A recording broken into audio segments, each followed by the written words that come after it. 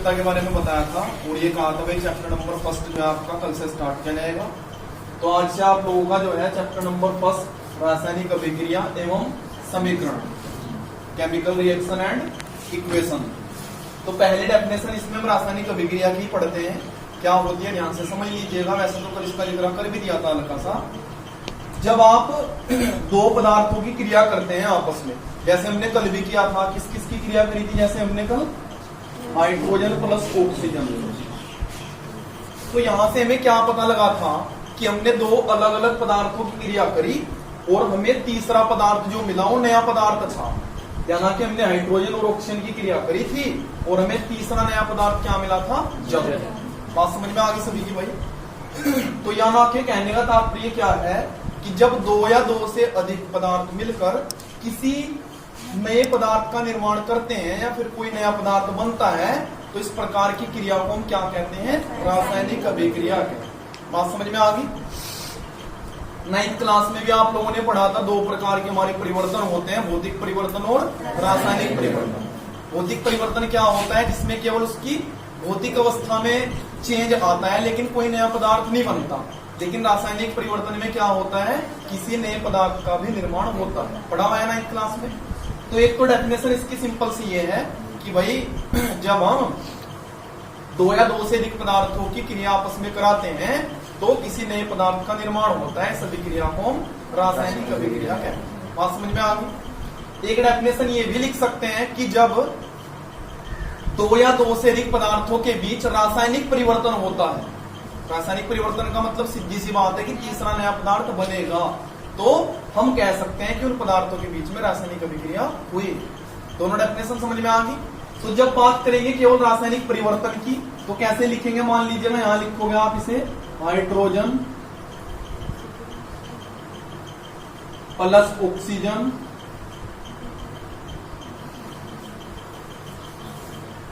और equal to बनेगा क्या हमारा, जल। तो ये केवल रासायनिक अभिक्रिया के रूप में लिखा जाता है ऐसे इक्वेशन के कि पहले आपने जो पहला पदार्थ लिया उसका नाम लिख दिया प्लस दूसरे का और जो बना प्लस इक्वेशन के बाद जल लिख दिया। बात समझ में आ गई। तो ये होता है हमारा रासायनिक अभिक्रिया।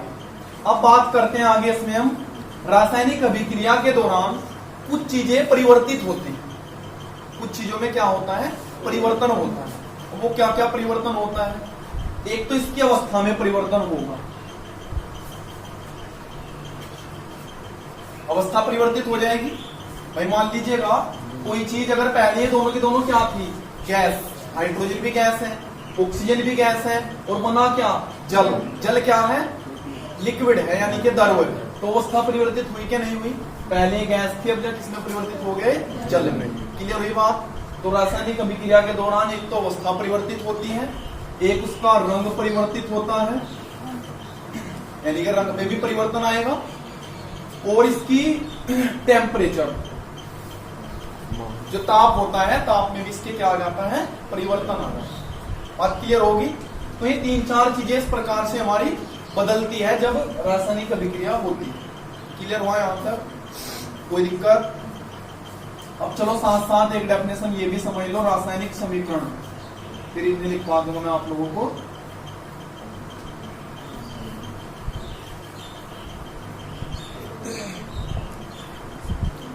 रासायनिक समीकरण क्या है, जैसे मैंने कल आप लोगों को एक एग्जांपल पढ़ाया था, चलो उसी की बात कर लेते हैं। For example Zn plus H2SO4 बताया था मैं, क्या बना था इसमें, ZnSO4 यानी कि जिंक सल्फेट और प्लस H2 हाइड्रोजन गैस। हमने क्या करा, क्रिया करा रहे हैं हम जिंक तथा सल्फ्यूरिक अम्ल की, प्राप्त क्या हुआ हमें, जिंक सल्फेट और हाइड्रोजन। बात समझ में आ गई। हमने इन्हें क्या कर दिया भाई, रासायनिक अभिक्रिया में तो हमने लिखा था इन्हें शुद्ध हिंदी में यानी कि जो इनके नाम है, यहाँ किसके रूप में लिख दिया इनको, हमने इनके केमिकल फॉर्मूले के रूप में लिख दिया, अर्थात इनके प्रतीकों के रूप में लिख दिया। तो बस ये रासायनिक समीकरण है। अर्थात मैंने कल आप लोगों को बताया भी था, जो अभिक्रिया में पदार्थ भाग लेते हैं उनको कहते हैं अभिकारक, और जो पदार्थ बनते हैं उनको क्या बोलते हैं, उत्पाद। क्लियर हुई बात। तो यहां से रासायनिक समीकरण की क्या डेफिनेशन बनेगी कि रासायनिक अभिक्रिया में भाग लेने वाले पदार्थों को तथा बनने वाले पदार्थों को, तथा उनमें हम क्या करते हैं, कुछ कभी कभार उत्प्रेरक भी लिए जाते हैं। उत्प्रेरक का मतलब आगे बताऊंगा इसकी डिटेल। तो ऐसे जो केवल रासायनिक अभिक्रिया में भाग लेते हैं, उनका रासायनिक अभिक्रिया पे वैसे कोई इफेक्ट नहीं पड़ता, केवल में भाग लेते हैं। बात समझ में आ गई? केवल और केवल भाग। कैसे? जैसे मान लीजिएगा दो दोस्त हैं, उन्हें गन्ना तोड़ना है कहीं से, फॉर एग्जाम्पल। बात समझ में आ रही? तुम्हें किसी खेत में घुस गए, एक तो अंदर चला गया खेत में गन्ना तोड़ने के लिए, दूसरे को बिठा दिया वहां डोल पे कि भाई तू रखवाड़ी कर, कोई अगर आ गया यानी कि खेत का मालिक तो मुझे बता देना। तो वो क्या है? उत्प्रेरक है, बीच में उत्प्रेरक का कार्य कर रहा है। वो केवल बता रहा है भाई अपनी अभिक्रिया को जल्दी जल्दी कर ले, नहीं तो दूसरा आ जाएगा। अगर उसे पता लगा 1 किलोमीटर दूरी पे मालिक नजर आ गया तो वो क्या कहेगा वहां जाकर, भाई इस क्रिया को जल्दी कर, गन्ना जल्दी तोड़, नहीं तो पहुंचने वाला मालिक फिर लट के साथ में प्रसाद मिलेगा। होता है ना ऐसा ही? तो वो उत्प्रेरक वो है, केवल वो क्या होता है यहाँ पे अभिक्रिया में भाग लेता है। और उत्प्रेरक को सदैव हम तीर के निशान के ऊपर लिखते हैं। आज समझ में आ गई? उत्प्रेरक भी होते हैं, टेम्परेचर होता है, दाब होता है ना? ये चीजें सारी की सारी यहाँ लिखी जाती है, कितने ताप पे आप उसको कर रहे हैं, कितने दाब पे उसको आप कर रहे हैं। तो ये बताइएगा रासायनिक समीकरण सभी को समझ में आ गया? क्लियर है बात यहाँ तक? कोई दिक्कत? तो एग्जाम्पल अब जब हम नए नए भी सीखते चलेंगे, ये तो कल वाले हमारे पुराने ही होंगे, अब एक से एक नया एग्जाम्पल आप सीख सकते हैं, कोई दिक्कत वाली बात नहीं है। तो रासायनिक अभिक्रिया और रासायनिक समीकरण आपका क्लियर हुआ? कोई समस्या इसमें? चलिए एक एक करके लिखते हैं। पहला हेडिंग डाल लीजिएगा रासायनिक अभिक्रिया।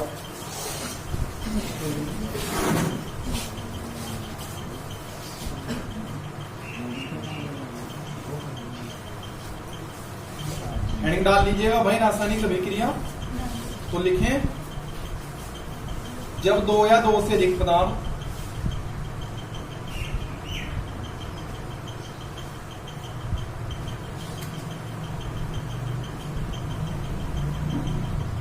मिलकर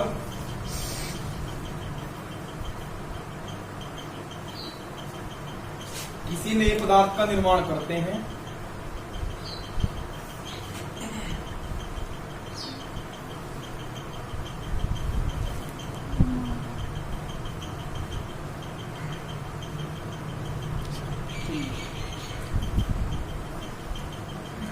तो उनके बीच होने वाली क्रिया को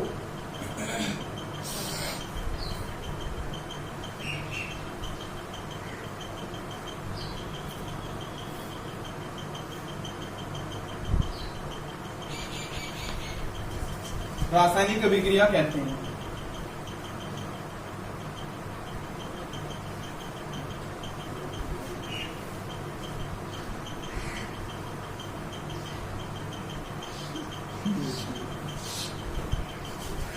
और करके दूसरी डेफिनेशन लिख लीजिएगा, वैसे तो यही चल जाएगी मेन, बट लिख लीजिएगा एक और। Something is better than nothing कभी कभार इमरजेंसी सेवा हो जाती है, उसमें इसको लिख सकते हैं। जब किन्हीं दो पदार्थों के बीच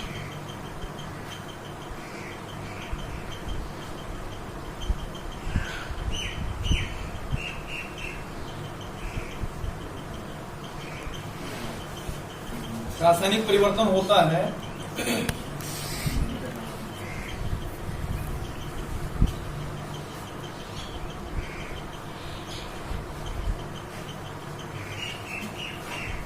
तो हम कह सकते हैं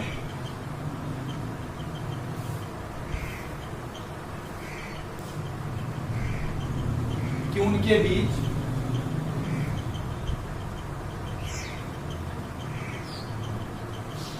रासायनिक अभिक्रिया हुई है।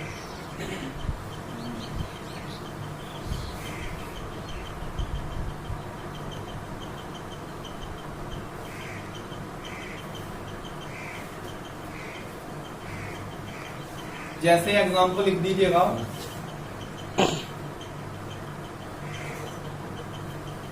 जब हाइड्रोजन गैस की क्रिया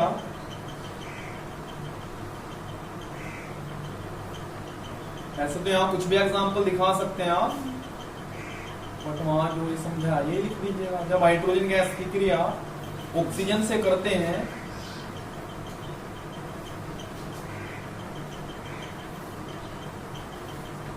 तो जल प्राप्त होता है।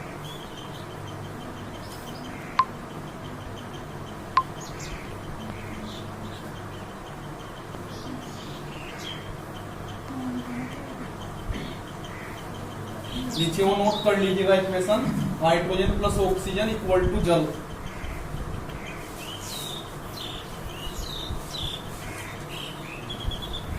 केवल हिंदी वाला लिखना है यहाँ पे, प्रतीक मत लिखना, क्योंकि प्रतीक हमारे समीकरण में आएंगे। फिर केवल हिंदी वाला नोट करना है, hydrogen plus oxygen equal to जल।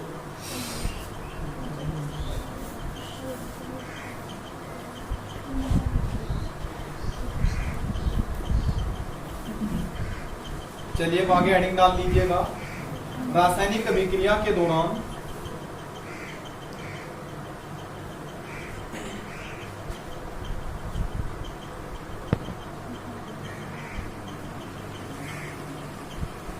पदार्थ की निम्न स्थितियों में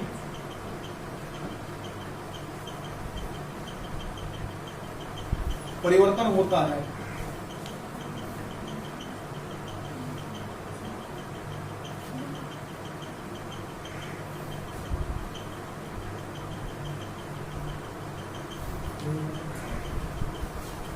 लिख दीजिएगा, अभी जो पढ़ाया था आप लोगों को, फर्स्ट लिखेंगे पदार्थ की अवस्था में परिवर्तन,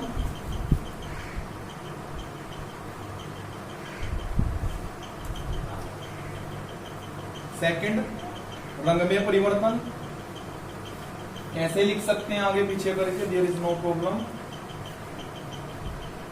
रंग में परिवर्तन,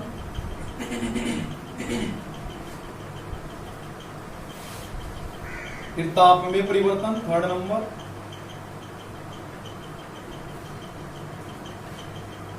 एक और लिख दीजिएगा चौथा, गैस का निकास। गैस का निकास, निकास माने निकलना, जैसे भी वहां पे एरो का निशान में लगा रखा है ना ऊपर की ओर, तो हाइड्रोजन गैस जो है निकलेगी, निकलने का मतलब ऊपर वायुमंडल में जाएगी, इसलिए गैस पे वहां पे वो निशान लगा होता है हमारा तीर का ऊपर की ओर।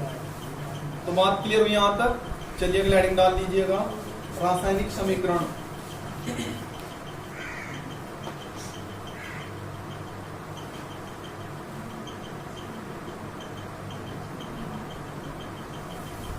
तो लिख लीजिएगा, रासायनिक अभिक्रिया में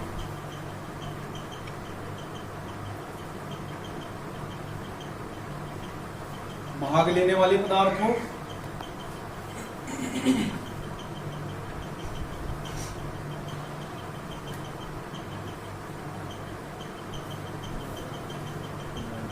बनने वाले पदार्थों, कोमा लगा दीजिएगा बीच में, कोमा बनने वाले पदार्थों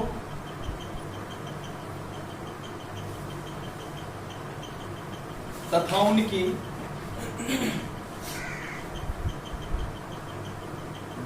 भौतिक अवस्थाओं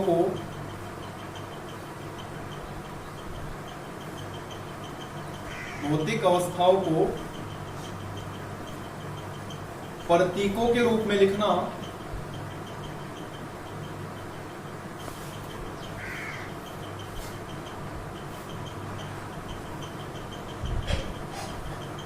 रासायनिक समीकरण कहलाती है।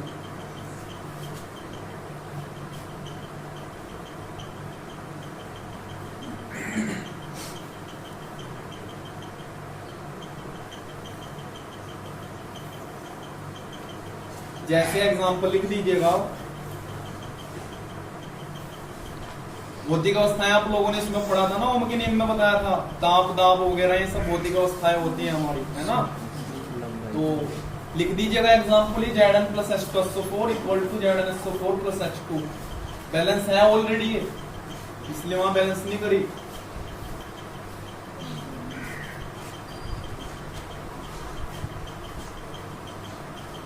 कोई भी एग्जांपल दिखा सकते हैं आप, कोई दिक्कत वाली बात नहीं है।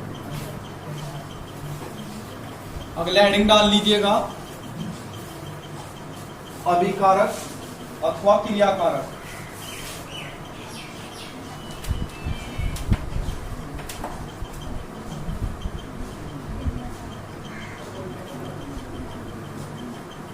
अभिकारक अथवा क्रियाकारक।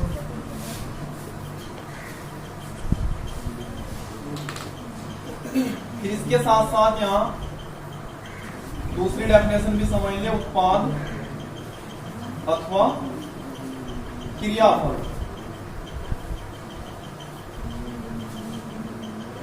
वैसे तो डेफिनेशन अभी आप लोगों को बताई थी मैंने। अभिकारक क्या होता है?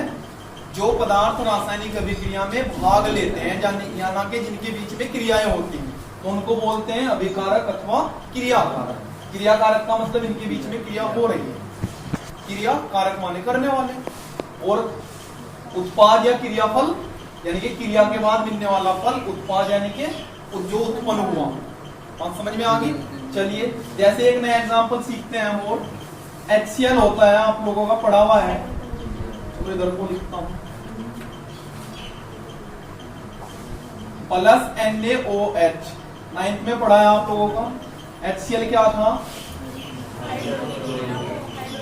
हाइड्रोक्लोरिक अम्ल, हाइड्रोजन क्लोराइड भी कह सकते हैं इसको। और ये होता है सोडियम हाइड्रोक्साइड। बात समझ में आ गई? इसको क्षार बोलते हैं। कौन से वाला क्षार बताइए? बताइए, पढ़ा था मेरे ख्याल से 9th क्लास में। इसको कास्टिक सोडा बोला जाता है। ठीक है, कास्टिक सोडा है ये। चलिए समझ लीजिएगा भाई, बड़ा आसान है। ये दो क्रियाकारक हैं हमारे सामने, इनके बीच हमें क्रिया करानी है।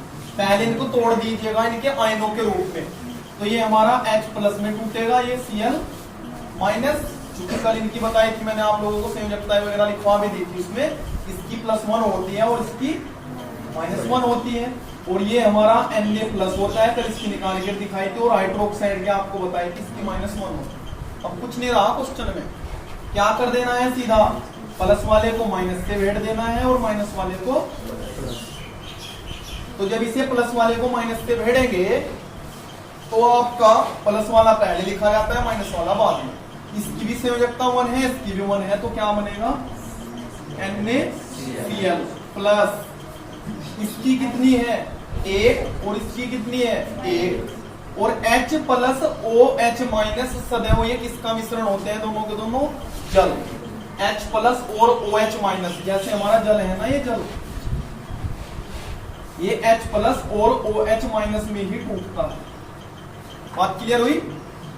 वैसे इसमें हाइड्रोजन और ऑक्सीजन होता है, बट इसका मेन जो विभक्त करते हैं इसको तो H+ OH-। जहां भी कहीं H+ OH- हुआ तो क्या बनेगा? वहां मिलकर जल। बात समझ में आ गई?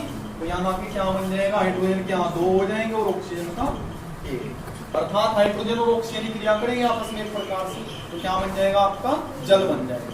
क्लियर हुई बात यहाँ तक? अब इसके बैलेंस की बात करते हैं, तो देख लीजिएगा, H का 1 और 1 2, इधर 2 पूरे आ चुके।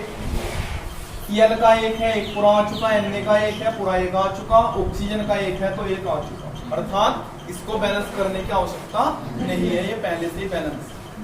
बात समझ में आ गई? तो ये अम्ल है, ये क्षार है हमारा।